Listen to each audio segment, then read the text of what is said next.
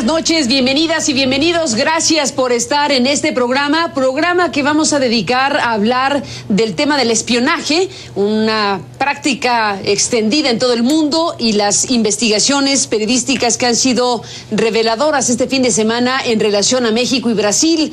Bueno, pues hay más evidencia sobre este conjunto de mecanismos para espiar masivamente desde los Estados Unidos, como se ha revelado en otros momentos, y ahora se agrega información con lo que dio a conocer la televisión brasileña, la televisión Globo de Brasil, que bueno, pues mostró información de inteligencia entregada por Edward Snowden al periodista Greenwald, y que bueno, pues nos muestra cómo fueron espiados Enrique Peña Nieto cuando era candidato del PRI a la presidencia de México y Dilma Rousseff, la presidenta de Brasil.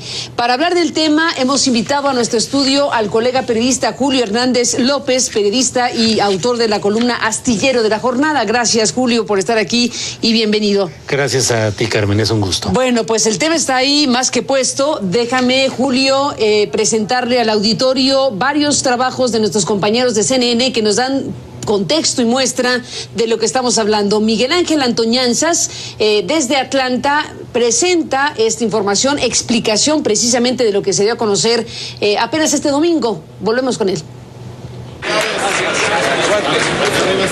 En la primera comparecencia pública del presidente mexicano Enrique Peña Nieto tras la emisión del programa de televisión Globo, ni una palabra sobre las supuestas escuchas de la NSA. Según el programa Fantástico, en el caso de Peña Nieto, el espionaje electrónico se hizo en la época en que era candidato a la presidencia. Continuó después de que ganó las elecciones e incluso permitió a la NSA saber los nombres de algunos de sus ministros con anterioridad a su nombramiento oficial. En el caso de Brasil, la NSA conoció el contenido de conversaciones telefónicas y correos electrónicos entre la presidenta Dilma Rousseff y sus asesores, si bien no revelaría el contenido exacto de esta información. Rousseff convocó este lunes a varios de sus ministros, incluidos de Defensa, Justicia y Exteriores, y pidió explicaciones al embajador estadounidense Thomas Shannon. La mandataria advirtió que de confirmarse el espionaje podría llevar el caso a Naciones Unidas. Rousseff ya se quejó hace un mes de revelaciones similares por parte de la NSA. Es definitivamente una violación de la soberanía, sin duda alguna. Entonces, cuando el secretario de Estado, John Kerry, llegó a Brasil, escuchó las quejas brasileñas, pero se negó a revisar esta política de espionaje estadounidense, que razonó, evita ataques terroristas y tiene una base legal, al menos en Estados Unidos. Según los documentos filtrados por Snowden, después de Estados Unidos, Brasil sería el segundo país más espiado por la NSA, a pesar de que este país no es precisamente un santuario de terroristas. Según el Ministerio de Comunicaciones, se hace para obtener ventajas en negociaciones comerciales e industriales. No hay que olvidar que México y Brasil son las dos economías más importantes de América Latina y que tienen un enorme potencial en los negocios mundiales. En uno de estos documentos secretos revelados por Snowden existía un apartado titulado Amigos, Enemigos o Problemas. En él, Estados Unidos enumera una lista de países que deberían estar bajo observación. Hay algunos que son previsibles, como Irán, Yemen o Sudán, pero también están aliados como India, México, Arabia Saudita o Turquía. También se ha revelado que la NSA tiene una división dedicada a cuestiones comerciales y de defensa, y como objetivo a 13 países europeos, incluida España, además de Japón y de nuevo Brasil. En todo caso, la Casa Blanca no ha hecho comentarios sobre estas nuevas revelaciones. Miguel Ángel Antoñanzas, CNN, Atlanta. Gracias, Miguel Ángel, por este envío, y gracias a Shasta Darlington, colega periodista que desde Brasil informa esta noche sobre el tema. Adelante con el reporte. El gobierno brasileño tachó de inaceptable e inadmisible el supuesto espionaje de Estados Unidos a la presidenta Dilma Rousseff y pidió explicaciones rápidas y por escrito. Los ministros de Justicia y de Asuntos Exteriores convocaron una rueda de prensa el lunes después de las revelaciones por parte de la televisión Globo, alegando que Estados Unidos espió correos electrónicos y conversaciones telefónicas de Rousseff y también del presidente mexicano Enrique Peña Nieto. El ministro de Justicia, José Eduardo Cardoso, dijo lo siguiente. Agora vem à luz esses outros fatos. Ahora salen a la luz estas otras denuncias que de confirmarse serían muy graves y atentarían contra la soberanía del país. Estas interceptaciones en relación a nuestra jefe de Estado. Hemos llamado al embajador de los Estados Unidos porque el gobierno brasileño quiere esclarecimientos de este funcionario. Llevaremos estas denuncias sobre presuntos espionajes a los foros internacionales. El gobierno brasileño solicita estas explicaciones y naturalmente aguarda las mismas de los Estados Unidos. Por la mañana, el embajador estadounidense Thomas Shannon fue también llamado para dar explicaciones.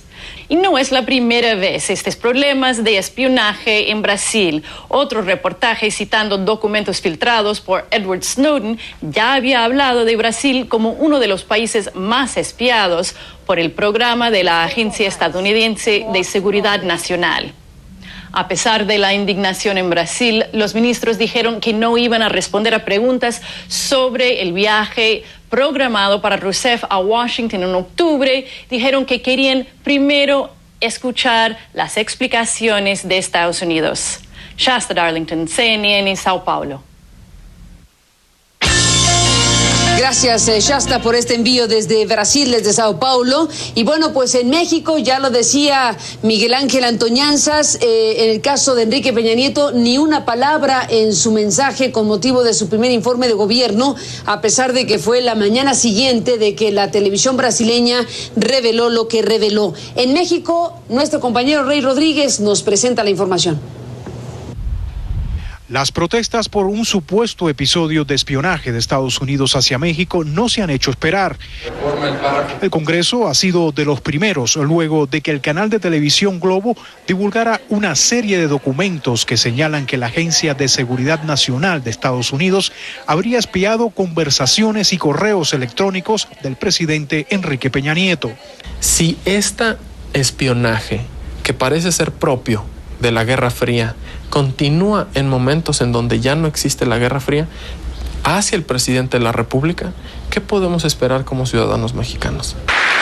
Ante estas revelaciones, la Cancillería citó al embajador estadounidense Anthony Wayne y pidió a Washington una investigación exhaustiva. La embajada estadounidense no ha hecho comentarios respecto al citatorio y solo se ha limitado a decir que ambos gobiernos disfrutan de una cooperación estrecha en muchos asuntos, como lo muestra la reciente visita del presidente Barack Obama a México. Gobernando. Este legislador dice que el caso vuelve a sembrar la duda. Detrás de ese espionaje al presidente de la República puede estar claramente un interés sobre los energéticos mexicanos. Y respecto de todo el nombramiento del gabinete e intereses soberanos de nuestro país que puede estar infringiendo gravemente la soberanía nacional. Ambas cámaras en el Congreso ya anunciaron que darán una respuesta sobre el asunto. La próxima semana, legisladores de las tres principales fuerzas políticas se encontrarán en Washington con sus homólogos estadounidenses. El tema del espionaje estará sobre la mesa. Este no es el primer incidente de espionaje que causa malestar al gobierno mexicano. Bien, de acuerdo. En 2011, el gobierno del entonces presidente Felipe Calderón se vio sorprendido por una serie de cables diplomáticos filtrados por la organización Wikileaks, en las que el entonces embajador de Estados Unidos, Carlos Pascual, cuestionaba el papel del ejército en el combate al narcotráfico. Ray Rodríguez, CNN, Ciudad de México. Gracias, Rey Rodríguez, por esta información. Julio Hernández López, pues así están las cosas. ¿Cómo ves? Así están, pues complicadas, sobre todo por la reacción de la administración mexicana. Contrasta mucho en relación con la postura que asume Brasil, denunciando, señalando, exigiendo, hablando de ir a foros internacionales. En cambio, aquí en México pareciera que vivimos en una especie de adormecimiento burocratizado, en el cual, a pesar de que los asuntos en riesgo son de primera magnitud, la administración de Peña Nieto pareciera estar dejando pasar las cosas. No ha sido capaz de sentar al embajador de Estados Unidos en México para hacerle la exigencia en persona de que haya ese esclarecimiento. Y por otra parte, asuntos como efectivamente el de los energéticos, el gran negocio de los energéticos, los problemas de estabilidad política derivados de los muchos conflictos, entre otros, por ejemplo, el muy actual hoy de las protestas magisteriales y las ramificaciones que hay de estas protestas sociales con policías comunitarias, con problemas de narcotráfico y vinculaciones del narcotráfico con los políticos y el nombramiento de políticos relacionados con cárteles y asuntos de narcotráfico, pues son temas que, si están sujetos a ese espionaje de parte de Estados Unidos, constituyen un verdadero riesgo político para el sistema, para la administración y para el país. Déjame leer, Julio, el comunicado que emite el gobierno mexicano este 2 de septiembre, la posición del gobierno de México sobre los reportes en medios de presuntas actividades de la Agencia de Seguridad Nacional de Estados Unidos. Lo leo textual, es breve y dice: la Cancillería ha tomado nota de versiones de diversos medios de comunicación internacionales que han publicado en relación con un supuesto espionaje sobre ciudadanos mexicanos dentro de programas de la Agencia de Seguridad Nacional de los Estados Unidos, sin prejuzgar sobre la veracidad de la información presentada en dichos medios de comunicación. El gobierno de México rechaza y condena categóricamente cualquier labor de espionaje sobre ciudadanos mexicanos en violación del derecho internacional. Este tipo de prácticas es contrario a la Carta de las Naciones Unidas y a la jurisprudencia de la Corte Internacional de Justicia. En consecuencia de lo anterior, el gobierno de México ha solicitado al gobierno de Estados Unidos, mediante nota diplomática, una investigación exhaustiva y que en su caso deslinde las responsabilidades correspondientes. La Cancillería de México ha citado al embajador de Estados Unidos para expresar su enérgico extrañamiento y exigir la realización de la investigación señalada. Hasta aquí, Julio, la comunicación, el posicionamiento del gobierno mexicano sobre el tema. Es una respuesta burocrática, blandengue, timorata, ineficaz. Lamentable realmente, porque la dimensión de las cosas en Brasil, por ejemplo, no se anduvieron con medias tintas, o sea, con claridad, porque además es sabido que el gobierno de Estados Unidos tiene una permanente vigilancia sobre lo que se hace en México.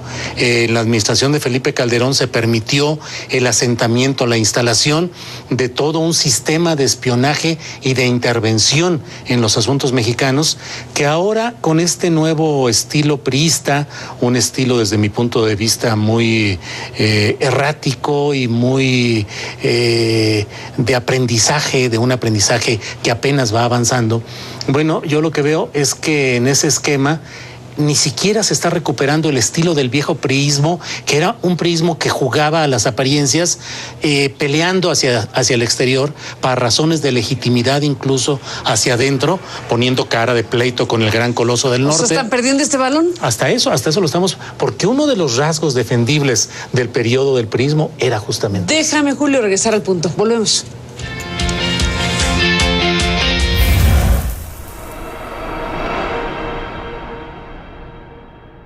Que te la deje pasar. Bueno, Julio Hernández López, regresamos en esta conversación, regresamos en la parte de la charla donde te quedaste. La parte de la charla donde te quedaste que tiene que ver con la manera de hacer diplomacia, decías tú. ¿Extrañas esa diplomacia priista de los viejos tiempos? Yo creo que es ¿En este caso? Sí, es una de las facetas más destacadas del largo periodo priista. ¿Qué hubieran hecho? Déjame planteártelo así. En ese caso, el mensaje de Peña Nieto el 2 de septiembre, después de la apertura de sesiones, ¿era el momento? Era una magnífica oportunidad para explotar el sentimiento nacionalista, para exaltar... Es un agravio real. Claro, y para hacer sentir que estamos frente al gran coloso del norte, un hombre instalado en el poder mexicano que es capaz de enfrentar, de decir, aunque sea solo de manera retórica, porque finalmente puede haber acuerdos políticos. México, durante toda esa etapa larga del priismo, tuvo momentos diplomáticos muy brillantes, con personajes muy reconocidos, Jorge Castañeda Padre, Martínez Corvalá, García Robles,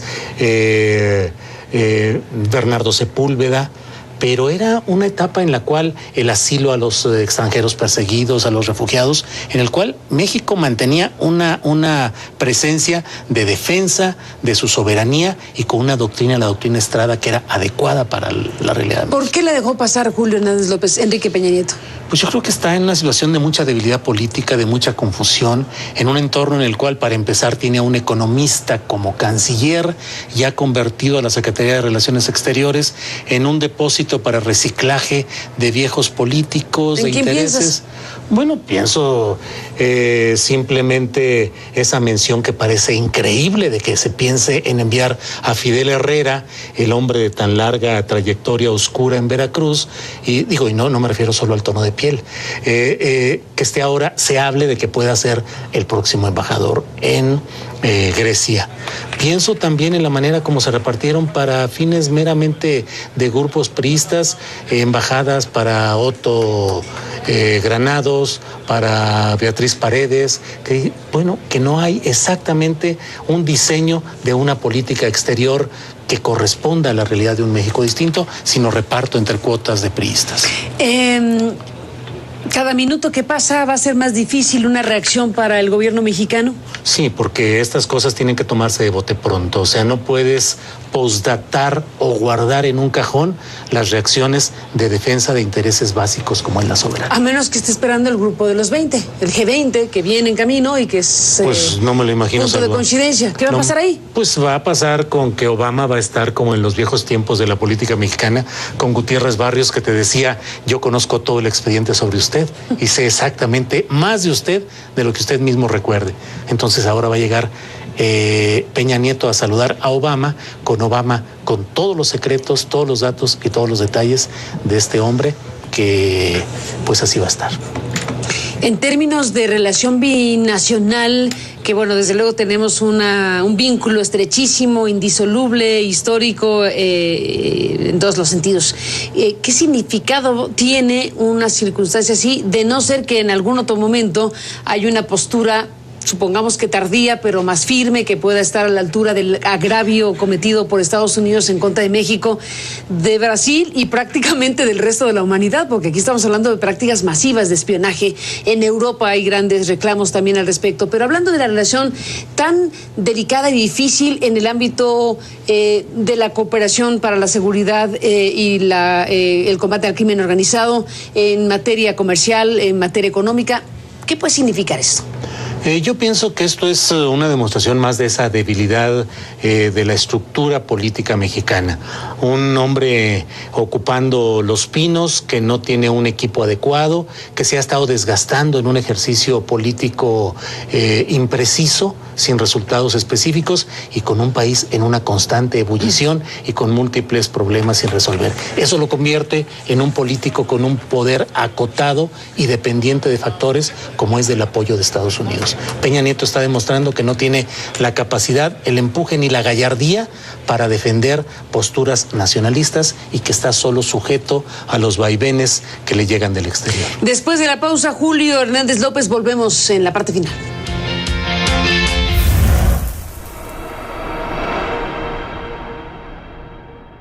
Sí, es nada, sí. Sí, bueno, regresamos, Julio Hernández López, en la parte final. En el corte seguíamos desde luego conversando sobre el tema del espionaje de Estados Unidos a México y a Brasil, y decíamos en el corte, bueno, lo que se reveló tramito es realmente pequeño por lo que se da de información, pero la práctica está ahí, y la pregunta es si es un hecho pasado o continúa o es un hecho continuado el hecho del espionaje pues a los gobiernos de Brasil y de México por parte del gobierno de Estados Unidos. Sí, yo creo que son dos cosas fundamentales. Uno, ¿qué tanto son la profundidad de lo que ha llegado a saber el espionaje, del funcionamiento de un sistema tan complicado y con tantos elementos de corrupción como es el mexicano? Este es un pedacito. Es un pedacito relativamente. Lo que pone evidencia es de que sucedía, ¿no? Que sucedía, pero lo que hay que preguntarse es qué tanto sigue sucediendo. ¿Y qué tanto obtuvieron? ¿Qué tanto obtuvieron? ¿Para qué fines? ¿Con qué presiones? Si la historia de estos órganos de espionaje estadounidenses están llenos de ejemplos de chantaje y presión a gobernantes de ciertos países. O obtener ventajas económicas, como se aludió en el reportaje de Antoñanzas. Pues imagínate simplemente el interés por saber cómo vamos con lo energético y a quién se le va a adjudicar y quiénes van a ser los beneficiarios, quiénes los comisionistas y quiénes los partícipes. O las leyes secundarias. Claro, de todo, claro, las leyes secundarias y cuestiones de salud, cuestiones de integración de equipo, cambios venideros, todo eso está ahí y no pareciera haber. El otro segundo tema es el de la impunidad que nos demuestran a todos los mexicanos. Si eso le hacen a quien está en la cumbre, en la cúspide de la pirámide del poder mexicano, pues ¿en dónde no están metiendo sus narices hoy Estados Unidos y sus órganos de espionaje? ¿Y hasta dónde están dispuestos a llegar? Ahora, la respuesta de Estados Unidos, ¿qué piensas de ella? Es una respuesta insolente en los dos sentidos. ¿Departamento de Estado? El Departamento de Estado diciendo, lo hacemos porque así hay que hacerlo y lo seguiremos haciendo. No hay ninguna disculpa, no hay ninguna postura de reconvención o de expresar alguna forma de disculpa hacia el mandatario mexicano. Y no hablaremos del tema en público. Y no hablemos del tema en público. Y el embajador de Estados Unidos en México le contesta a boletinazos, simplemente manda un comunicado de prensa, no se presenta físicamente, no atiende la exhortación formal que le hace el órgano del Poder Ejecutivo mexicano, que es la Cancillería, para presentarse a explicar las razones de este incidente. Así de sencillo. Pues Julio, ¿qué capítulo que se suma, déjame cerrar con eso, que se suma a los otros escándalos que en otros lugares del mundo existen, pues entre Bradley Manning con Wikileaks y las revelaciones de esta manera, entre Edward Snowden y el periodista Greenwald y las revelaciones de estos últimos días y semanas.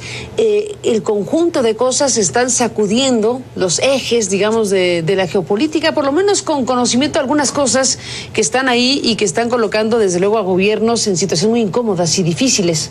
Sí, el punto está en que no nos convirtamos en un cajón prescindible y secundario, que no seamos solamente algo que puede Estados Unidos tranquilamente espiar, manipular, influir y definir. Pues ahí está, Julio, tu presencia y tus comentarios en esta noche, que aprecio mucho que hayas compartido con el programa. Al contrario, te agradezco a ti la invitación. Como siempre, y bueno, pues estaremos en contacto, si me lo permites. Por lo pronto, gracias por permitirnos acompañarle, pásela bien y lo esperamos aquí mismo mañana. Resulta que los documentos y los memorándums liberados por Snowden demuestran que Estados Unidos, las agencias de espionaje que trabajan en los sótanos del poder, espiaron a las cúpulas de buena parte del mundo, entre ellos a Enrique Peña Nieto, de quien desconfiaban al parecer por la idea de que su gobierno podía negociar con el crimen organizado, aunque creo que lo espiaban por sistema. Pero en todo caso, eso me lleva a señalar el contraste tan profundo que hay entre Brasil y México a la hora de responder a este acto unilateral, arrogante de Estados Unidos, del cual no quiere pedir disculpas. Porque también espiaron a Dilma Rousseff, la presidenta de Brasil, y esta respondió como respondió España, diciendo, ustedes detienen a los brasileños, pues yo les detengo a los españoles y les exijo visa, la simetría. Porque Brasil está seguro de sí mismo y Brasil quiere ser una potencia regional y tener influencia en el mundo. Y México, sostengo como explicación, nuestra élite gobernante sigue sumida en el ¿qué demonios vamos a hacer con Estados Unidos, nuestro vecino? Para ello cito a dos reacciones. La reacción de Andrés Rosenthal, un embajador emérito, que dice, está bien que que seamos mansitos, que no protestemos demasiado, porque el gobierno de Peña Nieto no protestó demasiado, fue muy cauto. O el pronunciamiento de Rosario Green, que por el contrario dijo, no podemos tolerar que esto pase. Ambas son figuras de la diplomacia mexicana, por eso los menciono, y reflejan la división que existe entre la élite mexicana. No saben cómo responder al ejercicio del poder de Estados Unidos, en parte porque están inseguros y en parte porque simplemente no tienen ni la más remota idea de cómo enfrentar esta hegemonía, esta potencia, esta majadería. Pues estamos muy enredados nosotros mismos, ¿no? Una buena parte de nuestra historia hemos estado enredados con la potencia. Está el caso también de Caro Quintero, lo liberaron y nos dicen, oiga, y la Procuraduría no le da seguimiento, la General de la República, a los casos emblemáticos, y ha dicho Murillo Caram que no se enteraron, que con nocturnidad, alevosía y ventaja le dieron efectivamente la liberación, lo cual pone al PRI en un predicamento. Se burlaron tanto de Genaro García Luna y el debido proceso, y ellos dicen que sí sabían hacer las cosas, y de pronto le dan palo a algo que ocurrió hace un montón de años, y les dicen, ya, para que vea que el debido proceso tampoco lo cumplió usted. Eso por un lado. Y por el otro, yo oí al congresista Luis Gutiérrez, perdón que meta también el tema, diciendo, congresista por Illinois, dice, vengo a México para ver qué está haciendo el gobierno de México y todas las fuerzas vivas de México por la discusión de la reforma migratoria que viene esta semana. No solamente están esos temas ahí, y la verdad es que tenemos un gobierno que dice, oiga, yo no me voy a meter en el proceso norteamericano, porque ya aprendimos de la enchilada completa y quedamos escaldados de todo lo que le ocurrió a Fox. Bueno, una cosa es que le haya ocurrido a Fox lo que le ocurrió, y otra cosa es que el país esté pasmado viendo a ver qué decide el Congreso de los Estados Unidos sin mover una neurona, o por lo menos la chequera de los lobbies, y tratar de influir de alguna manera en la decisión del Congreso norteamericano por el interés nacional que tenemos ahí. Más difícil es explicar, creo, que esta cuestión migratoria, que como estás diciendo, pues no hemos movido un dedo, y no lo decimos nosotros, lo dice un representante del Congreso norteamericano. Dice, bueno, si tienen aquí a más de 10 millones de mexicanos, ¿no? Hay muchos más, es su interés, ¿por qué no hace nada? En el otro caso, Sergio, que yo coincido contigo, me pareció una respuesta cuando menos tibia, ¿sí? Ni siquiera prudente, muy tibia, de parte del gobierno mexicano. Pero si me la quiere explicar es, finalmente, si hacemos una encuesta y le preguntamos a los mexicanos cuántos se enteraron de que nos habían espiado, o que habían espiado a Enrique Peña Nieto, pues a nadie. Eso es parte de la cultura política del mexicano, ese parroquialismo, nada más nos vemos el ombligo. Entonces, pues sí es una cuestión, desgraciadamente, Sergio, de una élite, que seguimos las noticias, vemos esto y decimos, bueno, ¿y dónde está el gobierno que no reacciona ante un acto pues claramente ominoso? Aun cuando sepamos que nos espían, que todo el mundo se espía, Peña Nieto fue a él, a su partido, y esto acompañado de la noticia que comentábamos hace un momento tú y yo en el corte, de un estudio pues bastante negativo sobre el PRI y Peña Nieto que acaba de sacar el Congreso norteamericano, ¿no? Yo creo que esta dicotomía que señalaba Sergio, en el sentido de cómo reaccionar, y hay una división de la propia élite y de los expertos en diplomacia, cómo reaccionamos frente a este tipo de atropellos y abusos, ofensas que constantemente Estados Unidos está haciendo hacia nuestros gobiernos, nuestro país en general. Y yo creo que una parte de la política pragmática del PRI, pero que también la vimos con el PAN cuando fue gobierno, es medir una cuestión de costo y beneficio. Es decir, por ejemplo, este asunto que muy pocos en México se enteraron o le dieron importancia, algo que ellos mismos saben que ocurre. O sea, la propia clase política mexicana sabe que el espionaje ocurre de manera sistemática, permanente, que casi es un instrumento no confesado de la diplomacia internacional, más proviniendo de la gran potencia que se siente y se autorigió como gendarme del mundo. Pues, claro que te van a espiar. La cuestión de costo-beneficio es, a ver, para una cuestión interna, ¿no?, de indignación nacional, etcétera, nos vamos a arriesgar hasta dónde a confrontarnos con Estados Unidos, porque eso puede generar costos en nuestra relación bilateral, en algo que a lo mejor internamente no, en este caso por lo menos, no está generando tantos costos. Y se van por la más fácil, se van en una posición siempre pragmática, de decir, vámonos a lo que genere menor costo, en términos, en este caso, de la relación con Estados Unidos. Claro, tenemos que cumplir el formalismo, mandar una carta, decirle a los periodistas, Peña Nieto, le voy a exigir a Peña, ahora que lo vea, que me diga todo lo que pasó. Y la respuesta es absurda, porque Obama dice, pues yo no fui el que di la dirección.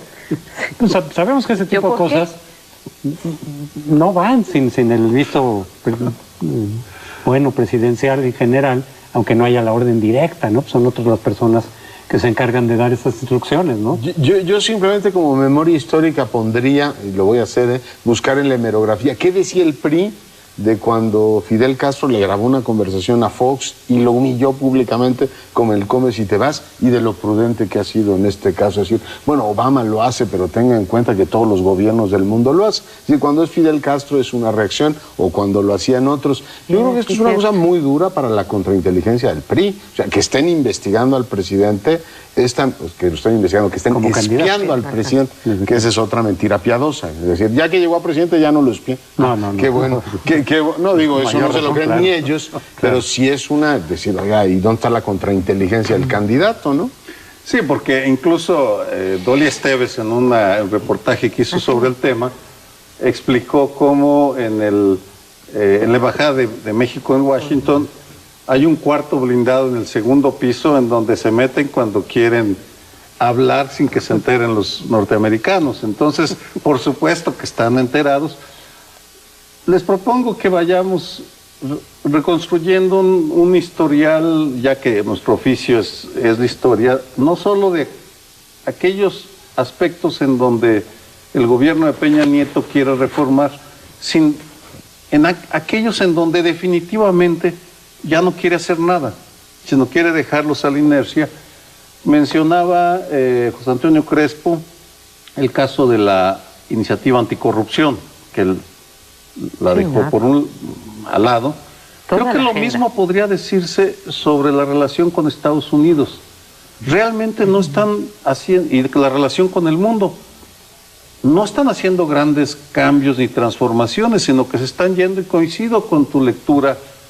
¿Qué nos cuesta menos? ¿Qué nos arma menos ruido? Ya tenemos bastante aquí, sin darse cuenta, pues es otra lectura, lo sé, que defender los intereses nuestros en Estados Unidos, por ejemplo, tiene beneficios concretos en políticas internas. En políticas internas. Armas sería un caso. La próxima semana viene Biden, el vicepresidente, y estoy seguro que no le van a plantear el tema de las armas, del contrabando de armas de Estados Unidos a México. Pero sí, hacia Estados Unidos se van por la facilita y dicen, pues ¿para qué le reclamamos? Yo creo que están aplicando esa máxima ya muy gastada de que la mejor política exterior es la política interna, y a lo que le ha apostado Peña Nieto en términos de la política exterior es hacer las reformas estructurales internas, ¿sí? Las reformas estructurales económicas, que son muy valoradas en el exterior, son muy valoradas por las calificadoras, y tratar de posicionar la marca México a través de lo que está haciendo. Pero sí se ha olvidado, por ejemplo, de los paisanos, los migrantes y de los intereses de México. Y de lo del espionaje, ¿no? Define ventanilla única y resulta que hay cable único para oírlo a él, pues resulta poco coherente, ¿no? Solos por aquí, pues lo estamos oyendo, así es que usted defina lo que quiera. No creo que sea compatible una cosa con la otra. Bien, pues ya está terminando el programa, les agradecemos que esté con nosotros, donde hacemos un esfuerzo cada semana de revisar la coyuntura con un marco más amplio. Espero que le haya gustado. Muy buenas noches. Hasta la próxima semana.